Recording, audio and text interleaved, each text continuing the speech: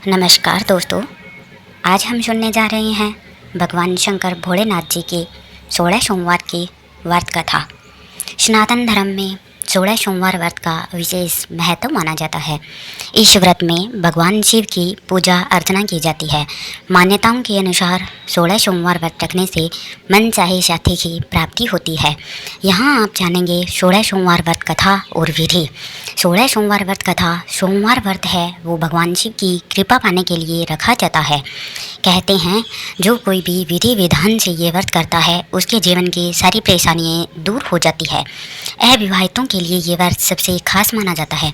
मान्यताओं के अनुसार 16 सोमवार व्रत रखने से शादी के शुभ योग बनने लगते हैं और मन चाहे जीवन साथी की प्राप्ति होती है। इतना ही नहीं, इस व्रत के शुभ प्रभाव से व्यापार और नौकरी में भी तरक्की हासिल होती है। अगर आप भी 16 सोमवार व्रत रखने की सोच रहे हैं तो यहाँ जानें सोमवार व्रत की कथा और विधि। 16 सोमवार व्रत की कथा अब हम आगे कहने जा रहे हैं वो इस प्रकार है। एक समय की बात है, भगवान शिव माता पार्वती के साथ भ्रमण करते हुए मृत्युलोक की अमरावती नगर में पहुंचे, जहां उस नगर के राजा ने भोलेनाथ का एक विशाल और खूबसूरत मंदिर बनवा रखा था। शिव जी और माता पार्वती उस मंदिर में रहने लगे। एक दिन माता पार्वती ने भगवान शिव से चौसर खेलने की इच्छा जताई। तब भगवान शिव माता पार्वती के साथ चौसर खेलने बैठ गए। जैसे ही खेल प्रारंभ हुआ वैसे ही उस मंदिर का पुजारी वहां आ गया। तब माता पार्वती ने पुजारी जी से सवाल किया कि यह बताइए कि इस बाजी में किसकी जीत होगी। तब ब्राह्मण ने कहा इस खेल में महादेव जी की जीत होगी, परंतु ऐसा नहीं हुआ। जीत माता पार्वती की ही हुई। माता पार्वती ब्राह्मण के झूठी भविष्यवाणी करने की वजह से क्रोधित हो गई और उन्होंने ब्राह्मण को कोढ़ी होने का श्राप दिया। इसके बाद शिव और पार्वती कैलाश पर्वत लौट गए। माता पार्वती द्वारा दिए गए श्राप की वजह से पुजारी कोढ़ी हो गया। उसकी ऐसी हालात देखकर नगर के स्त्री पुरुष उससे दूर दूर रहने लगे। नगर के कुछ लोगों ने राजा से पुजारी के कोढ़ी होने की बात बताई। जब राजा को पता चला कि पुजारी की किसी पाप के कारण ऐसी हालात हुई है तो उन्होंने पुजारी को मंदिर से निकलवा दिया। इसके बाद कोढ़ी पुजारी मंदिर के बाहर बैठकर ही भिक्षा मांगने लगा। इस तरह से कई दिन बीत गए। तब स्वर्गलोक की कुछ अप्सराएं उस मंदिर में आई और उस पुजारी से उसके कोढ़ी होने का कारण पूछा। पुजारी ने निसंकोच सारी बातें बता दी। तब अप्सराओं ने पुजारी को 16 सोमवार व्रत रखने की सलाह दी। अप्सराओं ने पुजारी को 16 सोमवार व्रत की विधि बतलाते हुए कहा कि सोमवार के दिन सूर्योदय से पहले उठना, फिर स्नान आदि से निवृत्त होकर स्वस्थ वस्त्र धारण कर लेना।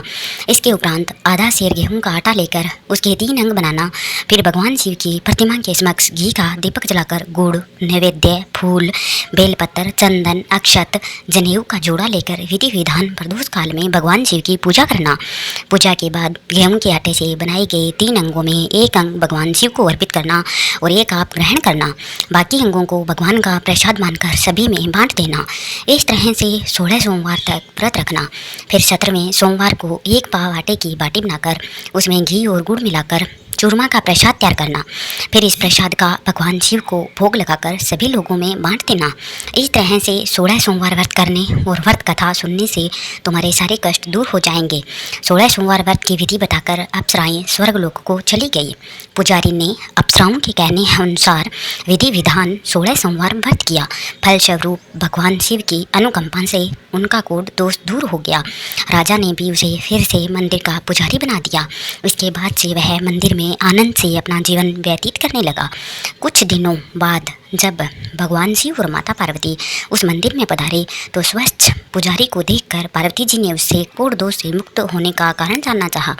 तब पुजारी ने उन्हें 16 सोमवार व्रत करने की सारी कथा सुनाई। पार्वती जी ने भी पुजारी से इस व्रत की विधि पूछकर 16 सोमवार का व्रत प्रारंभ किया। पार्वती जी ने ये व्रत अपने पुत्र कार्तिकेय के लिए रखा था।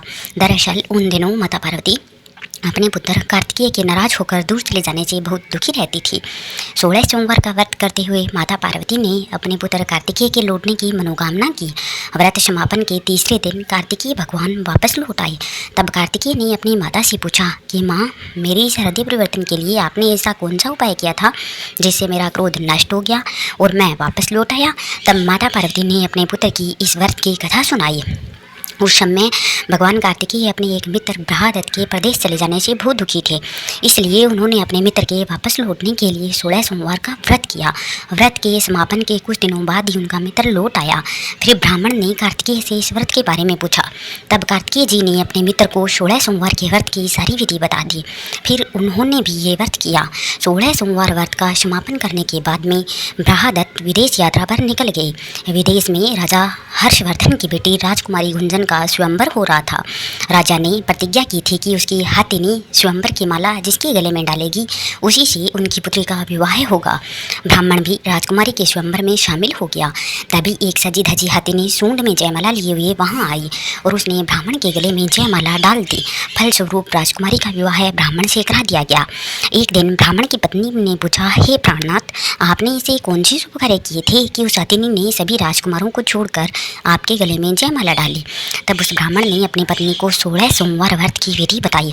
इसके बाद राजकुमारी ने भी पुत्र की इच्छा से 16 सोमवार का व्रत किया। कुछ समय बाद भगवान शिव की अनुकंपा से राजकुमारी को भी एक स्वस्थ और सुंदर पुत्र की प्राप्ति हुई, जिसका नाम गोपाल रखा गया। बड़े होकर राजकुमारी के पुत्र गोपाल ने अपनी माँ से पूछा कि माता, मैंने तुम्हारे ही घर में जन्म क्यों लिया, इसका क्या कारण है। तब माता गुंजन ने पुत्र को 16 सोमवार व्रत की महिमा के बारे में बताया। व्रत का महत्व जानकर गोपाल ने भी ये सारे राज्य पाने की इच्छा से ये व्रत किया। व्रत समापन के बाद में गोपाल घूमने के लिए अपने नगर के पास ही दूसरे किसी नगर में गया। वहाँ के वृद्ध राजा को गोपाल पसंद आ गया और उसने अपनी पुत्री मंगला का विवाह गोपाल से करा दिया। 16 सोमवार के व्रत करने से ही गोपाल महल में पहुंचकर आनंद से रहने लगा। 2 साल बाद उस वृद्ध राजा का निधन हो गया तो गोपाल उस नगर का राजा बन गया। राजा बनने के बाद भी वह विधिवत 16 सोमवार का व्रत करता रहा और व्रत के 17वें सोमवार को गोपाल ने अपनी पत्नी मंगला से व्रत की सारी सामग्री लेकर वह शिव मंदिर पहुंचने के लिए कहा, लेकिन पत्नी ने अपनी पति की आज्ञा का उल्लंघन करते हुए सेवकों द्वारा पूजा की सामग्री मंदिर में भेज दी। जब राजा ने भगवान शिव की पूजा पूरी की तब आकाशवाणी हुई, हे राजन, तेरी पत्नी ने 16 सोमवार व्रत का अपमान किया है, इसलिए रानी को महल से निकाल दे, नहीं तो तेरा सारा धन वैभव नष्ट हो जाएगा। आकाशवाणी सुनकर राजा ने रानी को महल से निकाल दिया। इस तरह से रानी भूखी प्यासी उस नगर में भटकने लगी। फिर रानी को उस नगर में एक बुढ़िया मिली जो सूत काट कर बाजार में बेचने जा रही थी, लेकिन उससे सूत उठ नहीं रहा था। तब बुढ़िया ने रानी से कहा, बेटी, यदि तुम ये सूत उठाकर बाजार तक पहुंचा दोगी तो मैं तुम्हें धन दूंगी। रानी ने बुढ़िया की बात को मानते हुए जैसे ही सूत की गठरी को हाथ लगाया तभी जोर की आंधी चली और गठरी खुल गई, जिससे सारा सूत आंधी में उड़ गया। तब बुढ़िया ने उसे फटकार कर भगा दिया। फिर रानी चलते चलते किसी नगर में एक तेली के घर पहुंची। तेली को रानी की हालात देखकर उस पर तरस आ गया, इसलिए उसने रानी को घर में रहने के लिए जगह दे दी। लेकिन तभी तेली के तेल से भरे मटके एक एक करके फूटने लगे।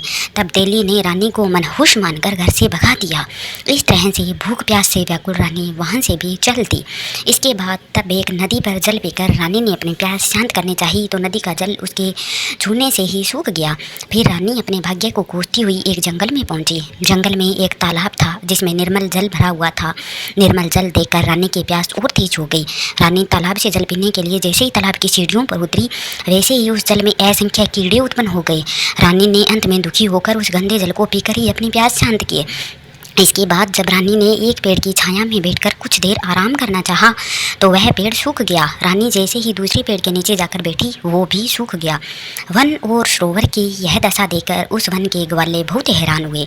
ग्वाले उस रानी को मंदिर में पुजारी जी के पास ले गए। रानी को देखते ही पुजारी जान गए कि ये अवश्य किसी बड़े घर की है, किसी पाप के कारण से दर दर भटक रही है।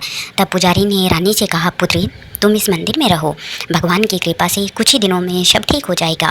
रानी उस मंदिर में रहने लगी, लेकिन रानी भोजन बनाती तो सब्जी जल जाती, आटा छूती तो उसमें कीड़े पड़ जाते, जल स्पर्श करती तो उसमें बदबू आने लगती। पुजारी भी रानी के दुर्भाग्य से चिंतित होते हुए बोले, हे पुत्री, अवश्य ही तुझसे कोई अनुचित काम हुआ है जिसके कारण तेरी ऐसी दशा हुई है। पुजारी की बात सुनकर रानी ने सारी घटना बता दी। पुजारी ने कहा, अब तुम कोई चिंता नहीं करो, सच्चे मन से 16 सोमवार के व्रत करना शुरू कर दो। पुजारी की बात मानकर रानी ने ये व्रत प्रारंभ कर दिए। जब रानी ने 17वें सोमवार को विधिवत व्रत का समापन किया तो उधर उसके पति को रानी की याद आई। राजा ने तुरंत अपने सैनिकों को रानी को लाने का आदेश दिया। रानी को ढूंढते हुए सैनिक मंदिर में पहुंचे और रानी से वापस लौटने के लिए कहा। तब पुजारी ने सैनिकों से रानी के वापस जाने के लिए मना कर दिया। इसके बाद राजा स्वयं उस मंदिर में पुजारी के पास पहुंचे और रानी को महल से निकाल देने के कारण पुजारी जी से क्षमा मांगी। तब पुजारी जी ने कहा, यह सब भगवान शिव के प्रकोप के कारण हुआ है। तब पुजारी जी ने रानी को वापस भेज दिया। रानी महल में आ गई। रानी के स्वागत में पूरे नगर को सजाया गया और रानी ने ब्राह्मणों को अन्न, वस्त्र और धन का दान दिया। इस तरह से रानी 16 सोमवार का व्रत करते हुए अपने पति के साथ महल में आनंदपूर्वक रहने लगी। भगवान शिव की कृपा से उनका जीवन खुशियों से भर गया। कहते हैं, जो कोई 16 सोमवार व्रत की कथा सुनता है या पढ़ता है उसकी सभी प्रकार की मनोकामनाएं पूर्ण होती है। अगर आपको यह कहानी अच्छी लगी हो तो हमारे चैनल को लाइक करें और सब्सक्राइब करें। धन्यवाद।